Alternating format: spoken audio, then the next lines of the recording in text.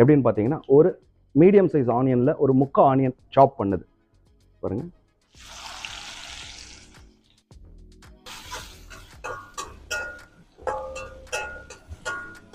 ஆனியனை லேசாக வதக்கணும், ஃப்ளேமை ஹையில் வச்சுக்கணும்.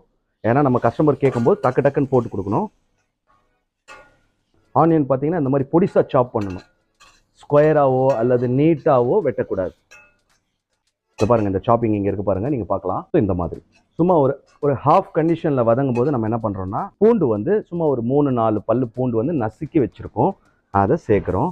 அப்படியே கையோடு என்ன பண்ணுறோன்னா காஞ்ச மிளகாயும் ஒரு 5-6 காஞ்ச மிளகாயை சேர்க்குறோம். கருவேப்பிலை ஒரு 10-12 லீஃப் சேர்க்குறோம், சேர்த்து வதக்குறோம். இந்த கருவேப்பிலோட ஃப்ளேவர், பூண்டோட ஃப்ளேவர் நல்லா வெங்காயத்தில் போய் சேரணும். இப்போ வெங்காயத்துக்கு அடுத்து போட்ட ஐட்டம் இல்லையா, அதை கொஞ்சம்